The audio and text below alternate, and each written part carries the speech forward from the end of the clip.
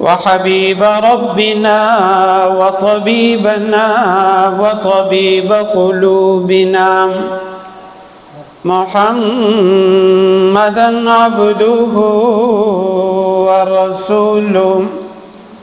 أما بعد فأعوذ بالله من الشيطان الرجيم. بسم الله الرحمن الرحيم. ولقد كرمنا بني آدم. وقال الله تبارك وتعالى: يا أيها الناس إنا خلقناكم من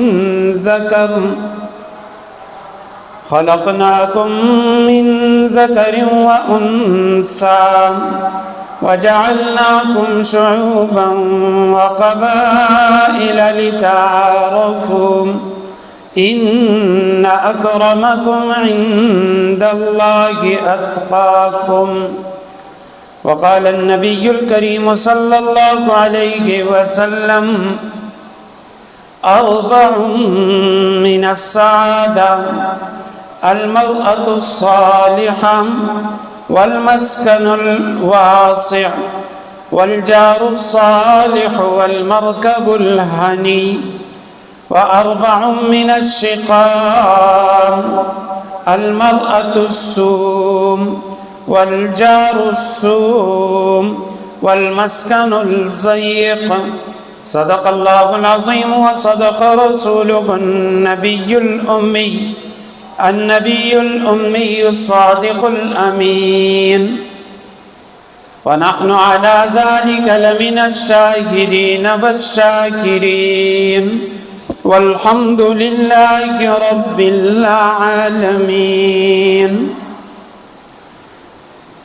فاق النبيين في خلق وفي خلق، ولم يدانوه في علم ولا كرم. منزه عن شريك في محاسنه، فجوهر الحسن فيه غير منقسم. فمبلغ العلم فيه أنه بشر، وأنه خير خلق الله كلهم. إن الله وملائكته يصلون على النبي يا أيها الذين آمنوا صلوا عليه وسلموا تسلیما. تمام احباب بلند آواز کے ساتھ درود شریف پڑھ لیجیے. اللهم صل على سيدنا محمد النبي الأمي وأزواجه أمهات المؤمنين وذريته وأهل بيته، كما صليت على آل إبراهيم إنك حميد مجيد. اللهم صل على محمد النبي الأمي وعلى آله وأصحابه وبارك وسلم. انتہائی واجب الاحترام، قابل عزت تکریم، قابل عزت احترام میرے بھائیوں، دوستوں اور بزرگوں، مرکزی جامع مسجد کے قرب و جوار میں گھروں میں سننے والی عفیفہ طیبہ ماؤں اور بہنوں، تاجدار مدینہ، راحت قلب و سینہ محمد الرسول اللہ صلی اللہ علیہ وسلم کی ایک پیاری حدیث، آپ صلی اللہ علیہ وسلم کا ایک مبارک فرمان، آپ صلی اللہ علیہ وسلم کا ایک جامع الکلم میں نے آپ حضرات کے سامنے تلاوت کیا ہے.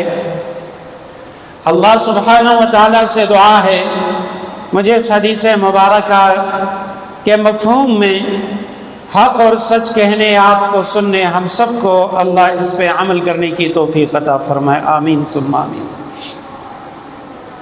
ویسے تو نبی کریم صلی اللہ علیہ وسلم کے تمام فرامین وہ اللہ سبحانہ و تعالیٰ کی طرف سے وحی ہے.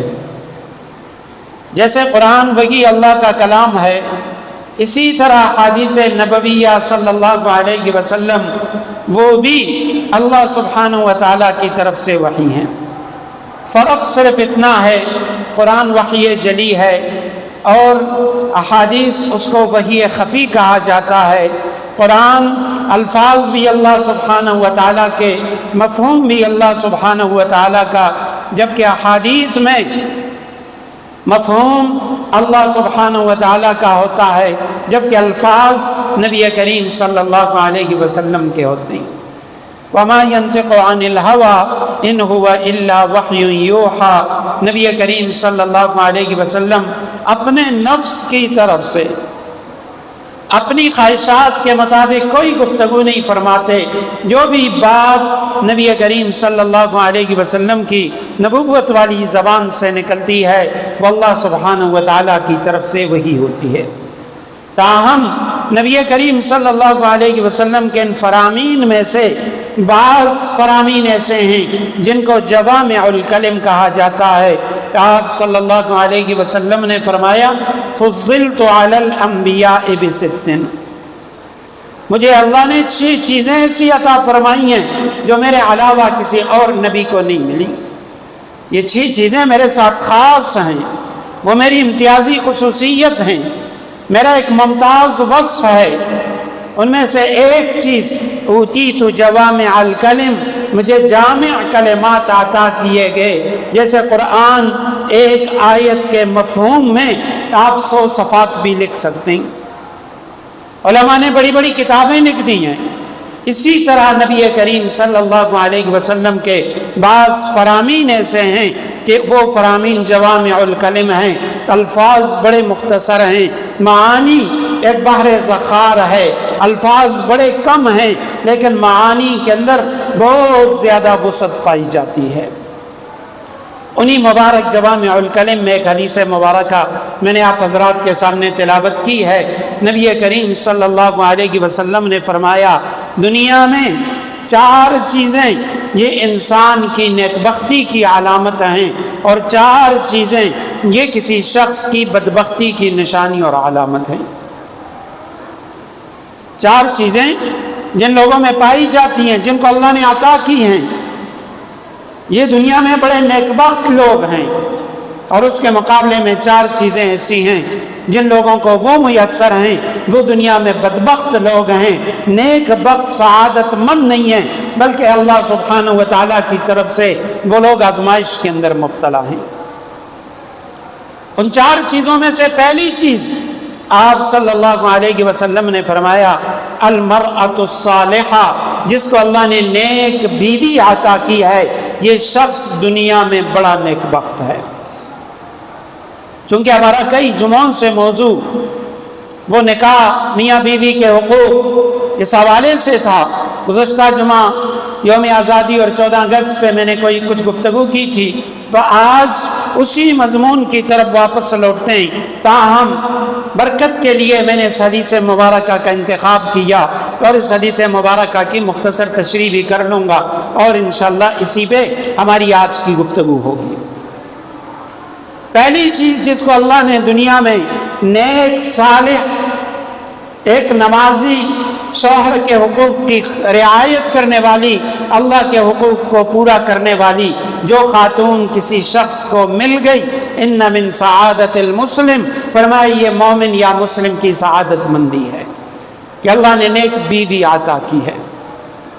اور یہی وجہ ہے شروع میں جو حدیث ہم نے پڑھی تھی نکاح کے انتخاب کے موقع پر نبی کریم صلی اللہ علیہ وسلم نے فرمایا، حضرت ابو ہریرہ رضی اللہ تعالیٰ عنہ راوی ہیں، آپ صلی اللہ علیہ وسلم نے فرمایا تنکح المرأۃ لاربع، 4 وجہوں سے کوئی شخص کسی خاتون سے نکاح کرتا ہے، یا تو اس کے حسن و جمال کی وجہ سے، یا اس کے حسب نسب کی وجہ سے، یا مال کی وجہ سے، یا دینداری کی وجہ سے۔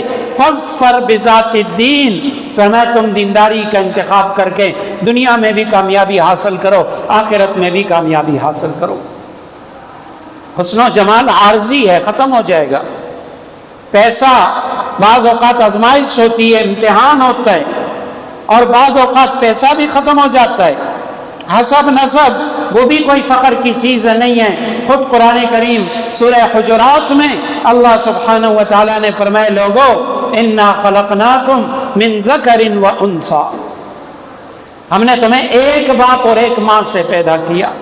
سب حضرت آدم اور حضرت حوا کی اولاد ہیں، بعد میں جا کے کوئی آل رسول ہیں، سید ہیں، ہاشمی ہیں، کوئی سباتی ہیں، کوئی سردار ہیں، کوئی تنولی ہے، کوئی کس قوم کا، کوئی کس قوم کا، لیکن اوپر جا کے تم سب کا باپ بھی ایک ہے اور تم سب کی ماں بھی ایک ہے۔ اے اللہ یہ اقوام آپ نے کیوں بنائی؟ فرمایا اس لیے بنائی لتعارفوا، دنیا میں پہچان کے لیے، ایک دوسرے سے الگ کرنے کے لیے میں نے تمہیں مختلف قوموں کے اندر تقسیم کر لیا۔ اے اللہ کیا ان قوموں میں سے کوئی ایسی قوم بھی ہے جو آپ کی پسندیدہ قوم ہو، پوری کی پوری قوم وہ آپ کو پسند ہو؟ فرمایا کوئی قوم ایسی نہیں ہے جو میرے ہاں سب سے زیادہ پسندیدہ ہو، ہاں ان اکرمکم عند اللہ اتقاکم، تم میں سے جو متقی ہے وہ اللہ کے ہاں سب سے زیادہ معزز ہے، چاہے وہ سید ہے، سباتی ہے، سردار ہے، مغل ہے، راجپوت ہے، جو بھی ہے، لیکن اگر متقی ہے وہ اللہ سبحانہ و تعالیٰ کے ہاں سب سے زیادہ قابل احترام اور سب سے زیادہ معزز ہے۔ اس لیے فرمایا قومیں بھی عارضی ہیں، حسب نسب بھی عارضی ہے، حسن و جمال اور مال بھی عارضی ہے، لیکن دینداری یہ ایک ایسی چیز ہے جو دنیا میں بھی آپ کے گھر کو جنت نما بنا دے گی، جنت نظیر بنا دے گی، اور آخرت میں بھی نیک بیوی وہ آپ کی نجات کا ذریعہ بنے گی۔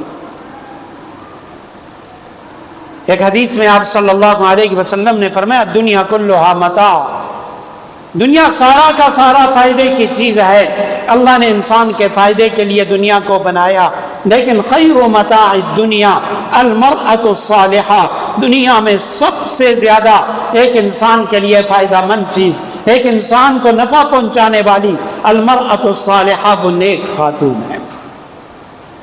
علماء نے لکھا جس شخص کو دنیا میں نیک بیوی مل گئی، اس کا مطلب یہ ہے اس شخص کو اللہ سبحانہ و تعالیٰ نے دنیا کے اندر جنت عطا فرما دی، اور جس کو خدا نخواستہ اللہ کی نافرمان، شوہر کی نافرمان، بددین عورت مل گئی، گویا دنیا ہی اس کی جہنم بن گئی، دنیا میں بھی اسے چین و سکون میسر نہیں آئے گا، اور آخرت میں تو ہمیشہ کے لیے عذاب کا شکار بنے گا۔ ام سلیم رضی اللہ تعالیٰ عنہ کا واقعہ دیکھیں، کئی احادیث میں نیک خاتون صحابیہ ہے، بچے کا انتقال ہو چکا ہے، گھر والا وہ باہر سے آیا، محنت مزدوری کر کے آیا، حضرت ام سلیم رضی اللہ تعالیٰ عنہ نے فوراً یہ نہیں فرمایا، حالانکہ وہ ماں تھی، اس کے بچے کا انتقال ہو چکا ہے، اسے تکلیف ہے، وہ مصیبت میں ہے، لیکن اس کے باوجود شوہر گھر آیا، پوچھا بچہ کیسا ہے؟ انہوں نے کہا وہ تو اب آرام سے ہے اور بالکل خاموش ہے، سویا ہوا ہے۔ شوہر آیا، اس نے آرام بھی کیا، کھانا بھی کھایا، اور یہاں تک کہ بعض روایتوں میں آتا ہے کہ گھر والی کے ساتھ انہوں نے صحبت بھی کر لی۔ اس کے بعد جا کے جب گھر والی نے دیکھا یہ کام سے آ چکے ہیں، آرام کر لیا انہوں نے، پرسکون ہیں، تب جا کے فرمایا اے میرے سرتاج، اگر ہمیں کوئی شخص امانتاً کوئی چیز دے دے، رعایتاً کوئی چیز دے دے اور اس کے بعد وہ واپس لے لے تو کیا ہمیں اس پہ خفا ہونا چاہیے؟ انہوں نے فرمایا بالکل خفا نہیں ہونا چاہیے، اس کی چیز ہے، اس نے لے لی اور ہمیں بھی دے دینی چاہیے۔ جب دیکھا کہ بھئی شوہر کا موڈ اچھا ہے، اس کے بعد فرمانے لگے میرے سرتاج، اللہ نے ہمیں جو بچہ عطا کیا تھا، اپنا ایک تحفہ دیا تھا، وہ اللہ نے واپس لے لیا۔ یہ ہوتی ہے نیک خاتون۔ دنیاوی جو مصائب پریشانیاں وہ بھی اللہ سبحانہ و تعالیٰ آپ سے ختم فرما دیں گے۔ صحابیات کے ایک نہیں سینکڑوں واقعات ہیں، تابعات جتنی گزری ہیں ان کے واقعات، اور یہ جتنے بڑے بڑے اللہ کے ولی گزرے ہیں ان کے آباء و اجداد میں دیکھیے، ان کی والدہ لازماً کوئی نیک خاتون تھی، اس لیے نیچے اولاد بھی نیک ہیں۔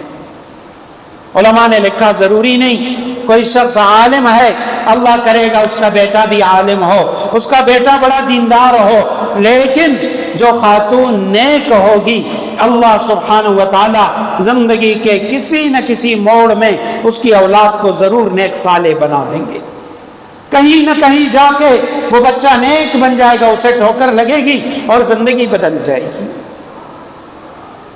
حضرت بایزید بسطامی رحمہ اللہ امت محمد صلی اللہ علیہ وسلم کے وہ ولی ہیں، اللہ کے وہ نیک بندے ہیں جن کے بارے میں حضرت جنید بغدادی رحمہ اللہ وہ فرماتے ہیں کہ جیسے فرشتوں میں جبریل کا مقام ہے تو جبریل بھی فرشتہ لیکن تمام فرشتوں کا سردار، اسی طرح امت محمدیہ کے اندر تمام اولیاء اللہ کے سردار وہ حضرت بایزید بسطامی ہیں.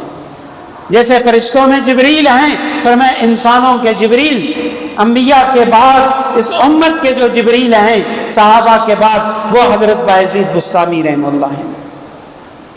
فرماتے ہیں بچپن میں چھوٹا تھا، والد صاحب کا انتقال ہو گیا، والدہ مجھے لے گئی، ایک حافظ صاحب کے پاس بٹھا دیا، قاری صاحب کے پاس، فرمایا اسے قرآن سکھاؤ، قرآنی علوم عطا کرو. فرماتے ہیں میں اس مدرسے میں رہتا تھا، چھوٹا تھا، معصوم تھا.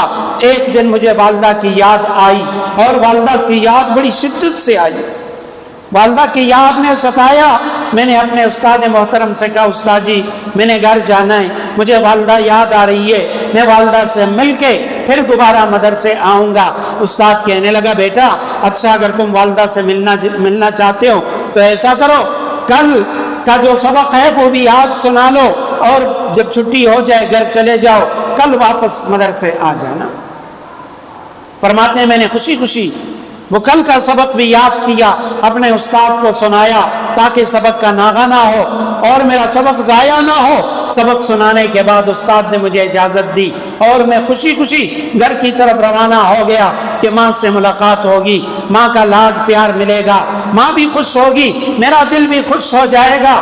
یہاں تک کہ چلتے چلتے آخر کار بڑی تکلیف کے بعد، لمبے سفر کے بعد میں اپنے دروازے پہ پہنچ گیا. میں نے دروازے پہ دستک دی، اندر سے آواز آئی من دق الباب، کون ہے دروازہ کھٹکھٹانے والا، دروازے پہ دستک دینے والا. میں نے فوراً خوشی خوشی کہہ دیا اے میری امی جان میں بایزید بسطامی تیرا بیٹا تیرے دروازے پہ آ چکا ہوں، آپ سے ملنا چاہتا ہوں.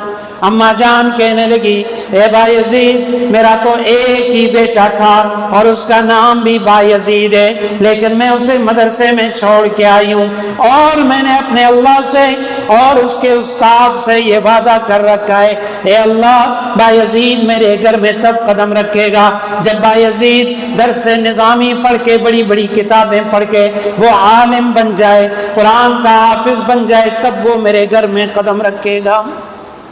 اماں جان مجھے آپ کی یاد ستا رہی ہے، میں آپ کو دیکھنا چاہتا ہوں، آپ کی گود میں سر رکھ کے سونا چاہتا ہوں. معصوم بچہ، لیکن ماں کہنے لگی بایزید میرا بیٹا تو مدرسے میں ہے اور میرا بیٹا تب آئے گا جب وہ عالم بن جائے گا. حضرت بایزید بسطامی رحم اللہ فرماتے ہیں میں خوشی خوشی آیا تھا، اب آنکھوں سے آنسو جاری ہیں. اماں کہہ رہی ہے بیٹا تب گھر آنا کہ جب تم عالم بن جاؤ، حافظ قرآن بن جاؤ. کہتے ہیں انہی قدموں پہ لوٹ پڑا قاری صاحب کے پاس. قاری صاحب نے پوچھا کیا ہوا؟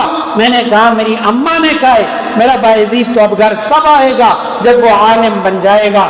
اور اللہ کی قسم فرماتے ہیں میں ماں کے پاس تب گیا جب میں حافظ قرآن اور عالم دین بن چکا تھا. ہمارے ہاں مائیں تربیت نہیں ہوتی، خود انہوں نے علم حاصل نہیں کیا، اس لیے اگر فجر کا وقت ہے ماں بیٹے کو نہیں اٹھاتی. بالغ بیٹا کہتے نہیں یہ رات کو تاخیر سے سوتا ہے، صبح یہ کالج جائے گا، یونیورسٹی جائے گا، اس لیے فجر کی نماز چلی جائے لیکن بچے کی نیند خراب نہ ہو.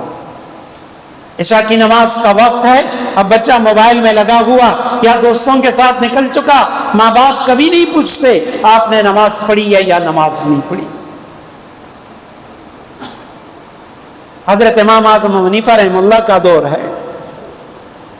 امام ابو یوسف شاید واقعہ میں نے عرض کیا پہلے بھی، دھوبی کے پاس جا کے کپڑے دھوتے تھے، یتیم تھے، تھوڑے سے پیسے ملتے تھے اور وہ لا کے ماں کو دے دیتے.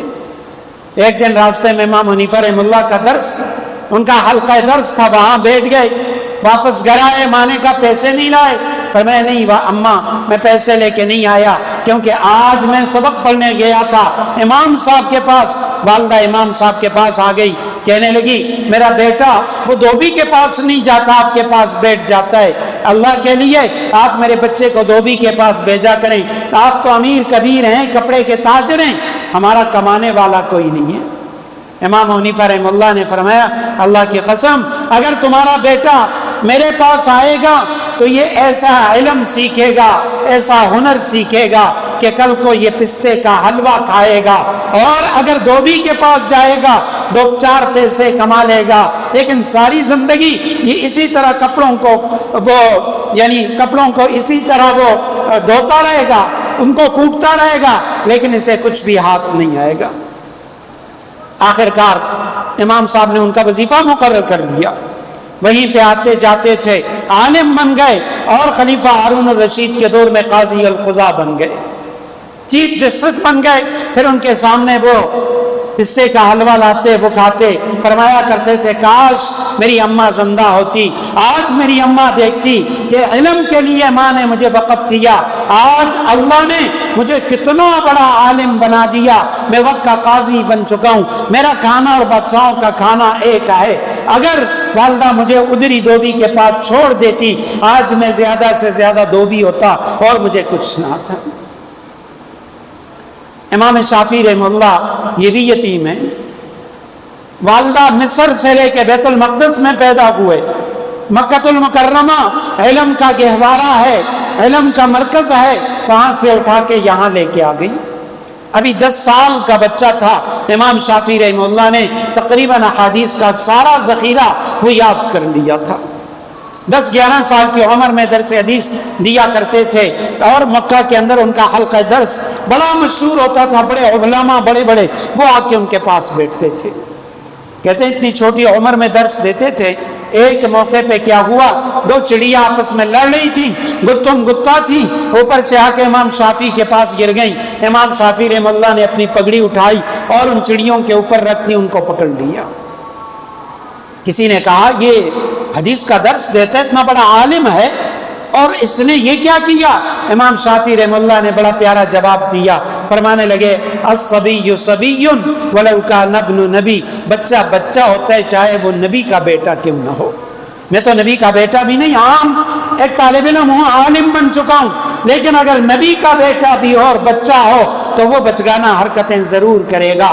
فرمایا 10 سال کی عمر میں محدث بننا یہ ایک نیک والدہ، اس کی یہ محنت تھی، اور اس ماں نے اپنے بچے کو اتنا بڑا عالم بنا دیا۔ حضرت شیخ الحدیث مولانا زکریا رحمہ اللہ فضائل اعمال میں اپنی آپ بیتی میں جگہ جگہ اپنے گھر کی خواتین کے بارے میں لکھا، اپنی والدہ کے بارے میں، اپنی پھپھیوں کے بارے میں، دادی کے بارے میں، نانی کے بارے میں، کہ یہ جو علم چلا ہے سارا کا سارا یہ ان خواتین کی وجہ سے چلا ہے۔ تو آپ صلی اللہ علیہ وسلم نے فرمایا مومن کی نیک بختی، دنیا کے اندر نیک بختی کی 4 چیزیں، ان میں پہلی چیز جس کو نیک بیوی مل گئی گویا یہ شخص بڑا نیک بخت ہے، جسے اللہ نے نیک بیوی عطا کی ہے۔ صحابہ کرام کے کتنے واقعات ہیں، صحابیات نے کیسی قربانیاں دیں اپنے بچوں کی خاطر، گھر والوں کی خاطر، دین کی خاطر، اپنے بچوں کو وقف کیا، اللہ کے راستے میں نکالا، اور یہی وجہ ہے کہ آج یہ دین ہم تک پہنچا ہے۔ تو فرمایا نیک بیوی دنیا میں یہ اللہ سبحانہ و تعالیٰ کی طرف سے نیک بختی کی ایک نشانی ہے۔ علماء نے لکھا اس کے لیے دعا کیا کریں۔ حضرت مولانا احمد علی لاہوری رحمہ اللہ زمانے کے ولی، انتقال ہوا، کسی اللہ والے نے خواب میں دیکھا، حضرت اللہ نے کیا معاملہ کیا؟ فرمایا جس قبرستان میں مجھے دفن کیا گیا، لاہور کا بلکہ پاکستان کا سب سے بڑا قبرستان، اس قبرستان میں میری تدفین جب ہوئی تو اللہ سبحانہ و تعالیٰ نے مجھ سے فرمایا احمد علی ساری زندگی تو نے میری فرمان برداری کی، کبھی نافرمانی نہیں کی، لوگوں کو قرآن سکھایا، قرآن کی طرف بلایا، آج میں تجھے یہ اعزاز دیتا ہوں کہ اللہ سبحانہ و تعالیٰ نے فرشتوں سے کہا کہ احمد علی کی وجہ سے پورے اس قبرستان سے عذاب قبر کو اٹھا لو۔ اللہ نے تمام قبرستان والوں سے عذاب قبر کو اٹھا لیا۔ ایک اللہ والے نے کہا حضرت آپ کے بچے بڑے نیک ہیں، کیا وجہ ہے؟ فرمانے لگے میں ہر نماز میں درود شریف کے بعد جیسے ہم ربنا آتنا فی الدنیا یہ دعا پڑھتے ہیں، اسی طرح میں یہ دعا پڑھتا ہوں کہ میرے پروردگار ربنا ہب لنا من ازواجنا وذریاتنا قرۃ اعین واجعلنا للمتقین اماما۔ اے میرے پروردگار ہب لنا من ازواجنا وذریاتنا قرۃ اعین، میری گھر والی کو، میرے بچوں کو میری آنکھوں کی ٹھنڈک بنا۔ کتنی پیاری دعا ہے کہ اگر گھر والی نیک نہیں ہے تب بھی آپ اس دعا کا اہتمام کریں، اللہ اسے نیک کر دے گا۔ تمہاری آنکھوں کی ٹھنڈک، آنکھوں کی ٹھنڈک کا کیا مطلب؟ صرف دیندار نہیں ہوگی، صرف یہ نہیں کہ 5 وقت کی نماز پڑھے گی، بلکہ وہ تمہاری آنکھوں کی ٹھنڈک بن جائے گی، اللہ کی بھی فرما بردار ہوگی، تمہاری بھی فرما برداری کرے گی، ذرہ برابر تمہارے حقوق کو ضائع نہیں کرے گی۔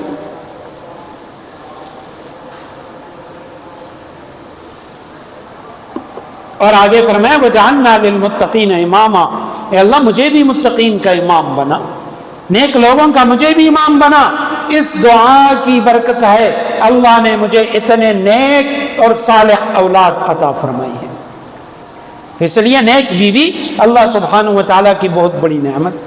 نمبر 2، آپ صلی اللہ علیہ وسلم نے فرمایا دنیا میں کسی شخص کی نیک بختی کی دوسری علامت یہ ہے الجار الصالح، جس کو نیک پڑوسی مل جائے، اچھا پڑوسی مل گیا، وہ شخص بڑا خوش قسمت ہے، بڑا نیک بخت ہے۔ دنیا میں جسے اچھا پڑوسی مل جائے، نیک پڑوسی مل جائے، جیسے ہم یہ چاہتے ہیں ہمیں اچھا پڑوسی مل جائے، ہمارے پڑوسی وہ بھی یہ چاہتے ہیں کہ ہمیں اچھا پڑوسی مل جائے، اس لیے ہمیں خود چاہیے ہم اپنے پڑوس والوں کے ساتھ اچھا سلوک کریں۔ آپ صلی اللہ علیہ وسلم نے فرمایا لا یؤمن، تم میں سے کوئی شخص اس وقت مومن نہیں بن سکتا جب تک اس کا پڑوسی اس کی شرارتوں سے، اس کی تکلیفوں سے امن میں نہ ہو۔ مسلمان کون ہے؟ من سلم المسلمون من لسانی و یدی، جس کے ہاتھ اور زبان سے دوسرے تمام مسلمان محفوظ ہوں۔ تو اصل وہ شخص ہے نیک بخت جس کا پڑوسی وہ نیک ہو۔ نیک پڑوس کا ڈھونڈنا۔ حضرت عبداللہ ابن مبارک رحمہ اللہ کے پڑوس میں ایک خاتون رہتی تھی بیوہ، اور اس کی 4 بچیاں تھیں، بچیوں کی شادی کروانا چاہتی تھی، پیسے نہیں تھے اس کے پاس۔ کسی نے اس سے کہا پیسہ کریں، یہ گھر بیچ دیں۔ اس نے کہا ٹھیک ہے میں گھر بیچتی ہوں۔ اس نے ریٹ لگا لیا، جب بھی کوئی گاہک آتا گھر خریدنے کے لیے اسے پوچھتا کہ بھئی گھر کتنے کا ہے، مثلا وہ کہہ دیتی 50,000 کا گھر ہے، آپ کتنے میں بیچیں گی؟ اس نے کہا میں 1 لاکھ میں بیچوں گی۔ گھر 50,000 کا تم بیچتی 1 لاکھ میں ہو، یہ کیوں؟ وہ بڑھیا کہنے لگی اس لیے میرا گھر اتنا مہنگا نہیں ہے جتنا میرا پڑوس مہنگا ہے، میرے پڑوس میں عبداللہ ابن مبارک رحمہ اللہ رہتے ہیں، اور اس لیے اگر یہ گھر میں بیچوں گی ڈبل قیمت پہ بیچوں گی، کیونکہ مجھے گھر سے زیادہ عبداللہ ابن مبارک کا پڑوس عزیز ہے۔ آج تو ہماری حالت یہ ہے کہ پڑوسی سب سے زیادہ ہم سے تنگ ہوتے ہیں، باہر ہم بہت اچھے ہوتے ہیں، فیس بک میں ہمارے 5,000 دوست ہوتے ہیں، بلکہ 10-15,000 فالورز ہوتے ہیں۔ لوگ کہتے ہیں بڑا اچھا، پڑوسی سے پوچھیں وہ کہتے ہیں جی انتہائی شریر شخص ہے، بات بات میں مجھے نقصان پہنچاتا ہے، تکلیف پہنچاتا ہے۔ علماء نے لکھا پڑوسی کی اگر مشترکہ دیوار ہے اس میں پڑوسی کی اجازت کے بغیر آپ کیل بھی نہیں ٹھونک سکتے۔ اگر مشترکہ دیوار ہے یا بعض اوقات یہ ہوتا ہے دیوار ہی پڑوسی کی ہے، اس نے آپ کو اجازت دے دی اور آپ نے اپنا چھت اس کے ساتھ ملا لیا، کل کو ہر وقت دیوار کے اندر ہم لگے رہتے ہیں، کبھی کیا کرتے ہیں کبھی کیا، حالانکہ دیوار ہماری نہیں پڑوسی کی ہے، تو اس لیے اس سے اجازت لینا ضروری ہے۔ آپ صلی اللہ علیہ وسلم نے فرمایا حضرت جبریل امین ما زال جبریل یوصینی بالجوار جبریل امین نے مجھے پڑوسیوں کے بارے میں اتنی وصیت کی میں ڈر گیا کہ شاید میرا پڑوسی میرے ساتھ میرے مال کے اندر شریک ہو جائے گا، میرا وارث بن جائے گا۔ حضرت ام عائشہ صدیقہ رضی اللہ تعالیٰ عنہ نبی کریم صلی اللہ علیہ وسلم کی لاڈلی بیوی، آٹا گوندھ لیتی اور اکثر آٹا نیچے چھوڑ دیتی، یعنی بجائے سنبھالنے کے وہی آٹا رہ جاتا، پڑوسی کی بکری آ کے آٹا کھا جاتی۔ ایک موقع پہ حضرت ام عائشہ صدیقہ کو غصہ آیا، انہوں نے دیکھا یہ پڑوسی کی بکری اکثر آ کے آٹا کھا جاتی ہے، انہوں نے اپنی پڑوسن کو کچھ برا بلا کہنا چاہا، آپ صلی اللہ علیہ وسلم نے منع فرمایا، عائشہ یہ تمہاری پڑوسن ہے اور پڑوسن کا بہت بڑا حق ہے، اس لیے اپنے پڑوسن کو کچھ نہ کہنا۔ پڑوسی کے علماء نے لکھا پڑوسی کی بہت ساری قسمیں ہیں، جس کی دیوار شریک ہے تمہارے گھر کے ساتھ گھر، وہ بھی تمہارا پڑوسی، جس کی زمین تمہارے زمین کے ساتھ لگی ہوئی وہ بھی تمہارا پڑوسی، جو سفر میں تمہارے ساتھ آ کے سیٹ پہ بیٹھ گیا وہ بھی تمہارا پڑوسی، مسجد میں تم بیٹھے ہوئے ہو، مسجد میں کوئی آ کے صف میں تمہارے ساتھ کھڑا ہو گیا بیٹھ گیا وہ بھی تمہارا پڑوسی ہے۔ قرآن کریم نے ان سب کو پڑوسی قرار دیا اور ان سب کا حق ہے۔ اور ہمارا جہاں تک ہاتھ پہنچتا ہے نماز میں پڑوسی ہم سے تنگ ہوتے ہیں، جو ساتھ کھڑے ہو جاتے ہیں وہ تنگ ہوتے ہیں، بعض لوگ بعد میں آ کے گردنیں پھلانگ کے آگے آ کے بیٹھ جاتے ہیں۔ حدیث میں سخت منع فرمایا، آپ صلی اللہ علیہ وسلم نے فرمایا قیامت کے دن اللہ تعالیٰ جہنم کے اوپر ایسے لوگوں کو پل کا بنائیں گے اور لوگ ان کے اوپر سے گزریں گے جو دنیا کے اندر لوگوں کی گردنیں پھلانگ کے آگے نکل جاتے ہیں۔ اور اسی طرح کسی کی زمین آپ کے ساتھ ٹچ ہے، اب حکم یہ ہے پڑوسی کا خیال رکھیں گے، اس کو تکلیف نہیں پہنچائیں گے، ہم ان کی زمینیں ان کے پگڈنڈیاں وہ کاٹ لیتے ہیں۔ آپ صلی اللہ علیہ وسلم نے فرمایا من اخذ شبرن، جس نے کسی کی زمین ایک بالش لے لی، کل قیامت کے دن اوپر سے لے کے نیچے تک تحت الثری تک یہ ساری زمین ایک ہار بنایا جائے گا اور اس شخص کے گلے میں ڈال کے اسے کہا جائے گا جاؤ پولیس رات سے پار چلے جاؤ۔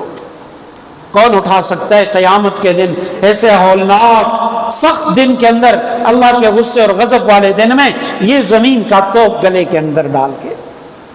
تو کسی کی زمین دبانا، کسی کی زمین پہ قبضہ کرنا، ناجائز کسی کی زمین لے لینا، یہ ساری چیزیں یہ ظلم ہے، حرام ہے، اور کل قیامت کے دن ان سے پوچھا جائے گا۔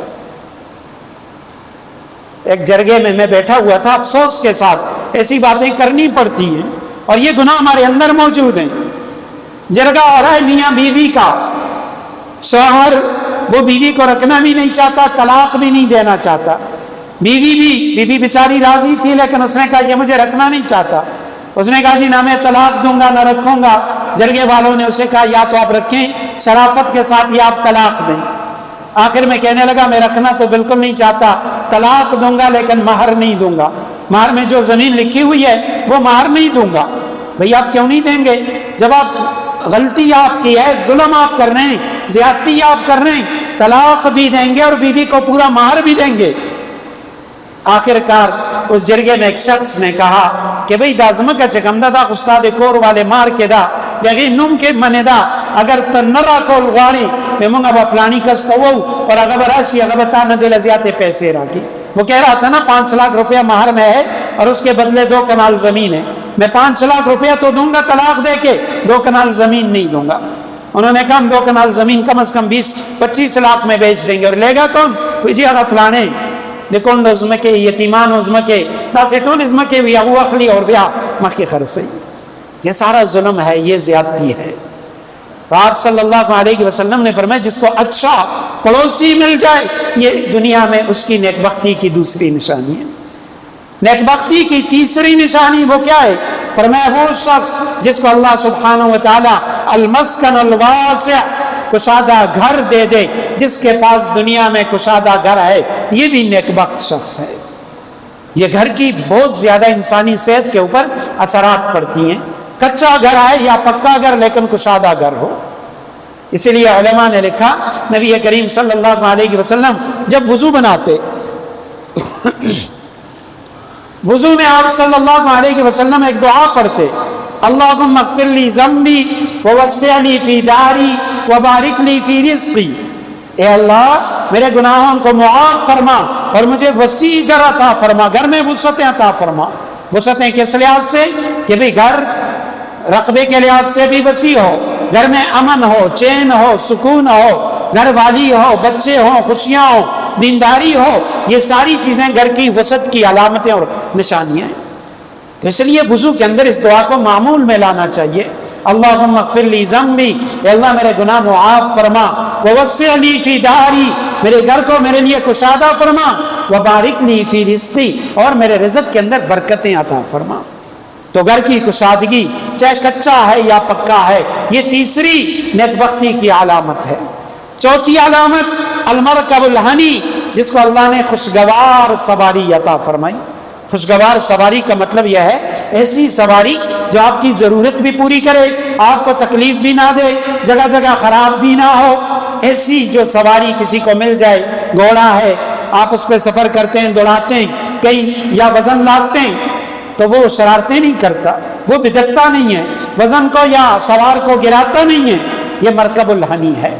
آپ کو اللہ نے موٹر سائیکل دی ہے، گاڑی دی ہے، اور اس پہ آپ کی ضرورت پوری ہو جاتی ہے، وہ خراب نہیں ہوتی، اس گاڑی میں آپ کو کوئی تکلیف نہیں ہوتی، یہ اللہ سبحانہ و تعالیٰ کی طرف سے نعمت ہے۔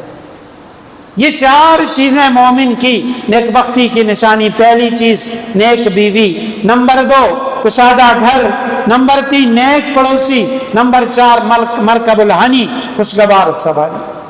اور فرمائے چار چیزیں یہ دنیا میں کسی انسان کی بدبختی اور شقاوت کی نشانیاں ہوتی ہیں۔ نمبر 1 المرأۃ السوء، بری عورت، بدکار عورت، بدزبان عورت۔ فرمائے یہ جس کو مل جائے یہ اس کی بدبختی ہے کہ اسے اللہ نے ایسی بیوی عطا کر دی ہے جو بدزبان ہے، بری بیوی ہے۔ اب اس کی وجہ سے اس کا سب سے بڑا نقصان، پہلا نقصان یہ ہوگا اس کا سکون برباد ہوگا، کبھی اسے سکون نہیں ملے گا، کیونکہ قرآن کریم میں شادی کا جو فلسفہ بیان کیا ہے، اس کی جو حکمت ہے، ایک حکمت یہ ہے کہ لِيَسْكُنُوا لِتَسْكُنُوا إِلَيْهَا، نکاح لوگ اس لیے کرتے ہیں تاکہ آپ سکون حاصل کریں۔ اب آپ کی بیوی نیک صالحہ نہیں ہے، آپ کو کبھی سکون نہیں ملے گا۔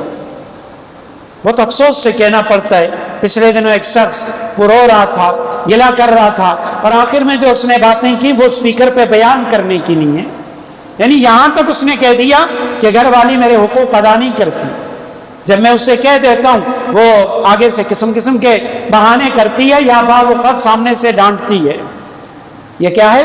یہ بری عورت ہے، کیونکہ آپ صلی اللہ علیہ وسلم نے فرمایا کہ نیک عورت تو وہ ہے کہ اگر وہ تنور کے اوپر روٹی لگا رہی ہے اور شوہر اس کو بلا لیتا ہے، وہ روٹیاں چھوڑ کے فوراً شوہر کی طرف آ جاتی ہے۔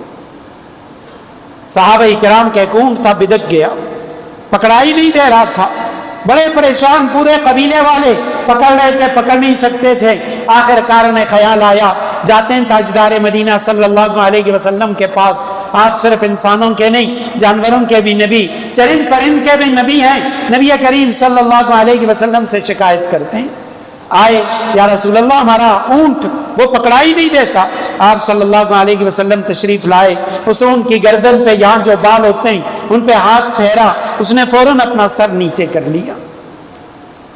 وہ صحابہ کرام کہنے لگے یا رسول اللہ، اللہ نے آپ کو اتنی شان اور اتنی عظمت عطا فرمائی ہے، انسان تو انسان، فرشتے آپ کے سامنے پیش ہوتے ہیں، یا رسول اللہ جانور وہ بھی آپ کے مطیع اور فرمان بردار، وہ بھی آپ کی بات مان لیتے ہیں، آپ ہمیں اجازت دیں، ہم آپ کے آگے سجدہ کریں گے، جب بھی آپ کے پاس آئیں سجدہ کریں گے۔ اور عجم کے سارے بادشاہ لوگ ان کو سجدہ کرتے ہیں۔ آپ صلی اللہ علیہ وسلم نے فرمایا نہیں، لو كنت آمر احدا ان يسجد لاحد لامرت النساء ان يسجدن لازواجهن، اللہ کے سوا اگر کسی اور کی طرف سجدہ کرنے کی اجازت ہوتی میں خاتون کو حکم کرتا کہ اپنے شوہر کو سجدہ کرے۔ شوہر کا مقام اتنا اونچا ہے کہ شوہر کو سجدہ کرے، لیکن چونکہ اللہ کے علاوہ کسی کو سجدہ کرنے کی اجازت نہیں ہے، اس لیے میں خواتین کو یہ حکم نہیں دیتا۔ کتنی ایسی خواتین صحابیہ ہے، اس کے باپ کا انتقال ہو چکا ہے، شوہر گھر میں نہیں ہے، وہ اپنے گھر میں بیٹھی ہوئی۔ بعد میں صحابی آئے، اس نے کہا تم گئی نہیں؟ فرمایا میں اس لیے نہیں گئی، تم گھر پہ موجود نہیں تھے، موبائل فون اس وقت تھے نہیں، اور میں تمہاری اجازت کے بغیر گھر سے باہر قدم نہیں رکھ سکتی تھی، اس لیے باپ کے مرنے کے باوجود میں تمہارے گھر میں رہی، تمہاری اجازت کا انتظار کرتی رہی، جب آپ آئیں گے مجھے اجازت دیں گے تو تب جا کے میں اپنے باپ کے جنازے میں شریک ہوں گی۔ یہ ہے نیک بیوی۔ اور بری بیوی، علامہ دمیری رحمہ اللہ نے حیات الحیوان ان کی کتاب ہے، اس میں قرآن کریم کی ایک آیت کی تشریح انہوں نے کی ہے۔ بنی اسرائیل کے خاتون کا واقعہ لکھا، شوہر بڑا نیک، خاتون ایک بدکار فاجر فاسقہ عورت۔ ایک مرتبہ شوہر گھر آیا، دیکھا گھر میں کوئی نوجوان موجود ہے، اس نے دیکھا جیسے یہ شخص آیا وہ فوراً گھر سے بھاگ گیا۔ اس نے خاموشی بیوی سے پوچھا کیا ہے؟ اس نے کہا کچھ بھی نہیں۔ کچھ دنوں کے بعد دوبارہ دیکھا، پھر پوچھا، گھر والی نے کہا کوئی ایسی بات نہیں۔ تیسری مرتبہ اس نے دیکھا، گھر والی سے کہا یہاں ایک پہاڑ ہے جو اللہ نے بنی اسرائیل کے لیے بنایا ہوا ہے، وہاں کوئی جھوٹی قسم نہیں اٹھا سکتا، تم میرے ساتھ اس پہاڑ کے پاس جاؤ، وہاں پہ قسم اٹھاؤ کہ تم میرے سوا کسی کے ساتھ تمہارے کوئی تعلقات نہیں ہیں۔ وہ خاتون کہنے لگی بالکل ٹھیک ہے، میں تمہارے ساتھ چلی جاؤں گی، فلاں دن ہم جائیں گے اس پہاڑی کے پاس۔ اب اس خاتون نے کیا کیا، اس کے بعد جیسے اسے موقع ملا وہ لڑکا آیا، اس لڑکے سے اس نے کہا ہم فلاں دن اس پہاڑی کے پاس جائیں گے، آپ راستے میں گدا لا کے کھڑے ہو جائیں، کیونکہ میں وہاں تک پیدل نہیں جا سکتی، میں تمہاری سواری پہ سوار ہو کے جاؤں گی۔ اب جیسے ہی شوہر مقررہ دن پہ بیوی کو لے کے پہاڑی کی طرف جا رہا ہے، گھر سے تھوڑا آگے نکلا، بیوی نے کہا میں پیدل نہیں جا سکتی۔ اس نے کہا کوئی سواری دیکھتے ہیں، تھوڑا آگے گیا، دیکھا وہاں پہ ایک نوجوان لڑکا کھڑا ہے، گدا اس کے پاس موجود ہے، بیوی نے کہا آپ اس سے بات کر لیں، یہ ہمیں وہاں تک پہنچا دے گا۔ شوہر نے کہا ٹھیک ہے، لڑکے کو بلایا، بیوی کو گدے پہ سوار کیا اور شوہر پیچھے ہے، وہ لڑکا آگے جا رہا ہے۔ کچھ دور جانے کے بعد خاتون نے اپنے آپ کو سواری سے گرا دیا۔ اس طرح کے کپڑے تو ہوتے نہیں تھے اس دور میں، ایک بڑا کپڑا اس سے بدن کو لپیٹ لیتے تھے۔ اب خاتون نے گرتے وقت اپنے کپڑے کو کھولا، اس کا بدن نظر کھل گیا۔ اب اس لڑکے نے بھی پیچھے دیکھا، شوہر نے بھی دیکھا، اب یہ روانہ ہو گئے، پہاڑی پہ پہنچے۔ شوہر نے کہا آپ قسم اٹھائیں کہ آپ نے کبھی بدکاری نہیں کی، کبھی زنا نہیں کیا، آپ کے بدن پہ کبھی میرے سوا کسی اور کی نظر نہیں پڑی۔ بیوی نے پہاڑ کے پاس جا کے کہا اللہ کی قسم آج تک جوانی کے بعد میرے بدن کو تمہارے اور اس نوجوان کے سوا کسی نے نہیں دیکھا۔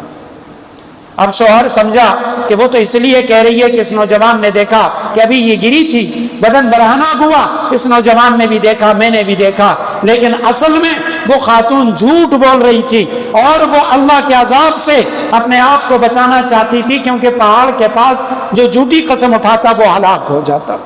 لیکن کہتے ہیں جب اس خاتون نے قسم اٹھایا وہ پہاڑ ایسے ہل گیا، اس نے حرکت کر لی۔ علامہ دمیری رحمہ اللہ نے یہ جو آیت کریمہ ہے سورہ ابراہیم کی آخری رکوع کی آیت، جس میں اللہ سبحانہ و تعالیٰ نے فرمایا کہ قریب ہے کہ پہاڑ ان کی تدبیروں کی وجہ سے ہل جائیں، تو فرمایا یہ ایسی مکار اور ایسی بدکار خاتون تھی، اسی لیے فرمایا نیک خاتون اللہ کی نعمت، اللہ کی طرف سے نیک بختی کی نشانی، بری عورت یہ بدبختی کی نشانی۔ دوسری نشانی جس کو تنگ گھر ملا ہوا ہے، بے چینی ہے، وسعت اس گھر میں نہیں ہے، وہاں دینداری نہیں ہے، یہ اس کی بدبختی کی نشانی ہے۔ تیسری نشانی جس کو دنیا کے اندر برا پڑوسی مل گیا، پڑوس اچھا نہیں ہے، برا پڑوسی ہے، یہ اس کی بدبختی کی نشانی۔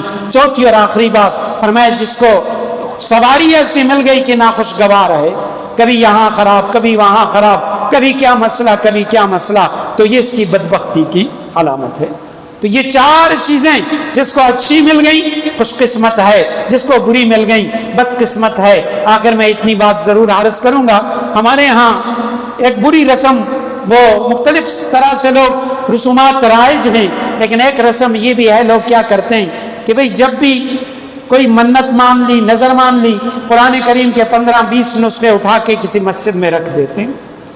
بہت ساری مساجد میں ضرورت نہیں ہوتی، لوگ نہیں پڑھتے، وہ قرآن کریم ایسے پڑھے رہتے ہیں، گناہگار ہوتے ہیں ہم۔ بہتر یہ ہے کہ بھئی اگر کسی گھر میں آپ دے دیں جو دیندار لوگ ہیں جن کو ضرورت ہے اس گھر میں قرآن دے دیں. مدرسہ ہے، جیسے یہاں پہ مدرسہ ہے بلال مسجد، کشمیری محلہ، تیتوال مسجد، اس طرح اگر مدرسہ ہے وہاں استاد سے مل کے ان سے پوچھیں آپ کے ہاں حفظ کے بچے ہیں، ناظرہ کے بچے ہیں، ان کے لیے قرآن کریم کی ضرورت ہے، ہم دے دیتے ہیں. پھر کون سا قرآن لینا ہے وہ بھی ہمارے ہاں ایک تو یہ کیا جاتا ہے کہ بہت سارے قرآن مساجد میں رکھ دیے جاتے ہیں. لیتے بھی کیسا قرآن ہے؟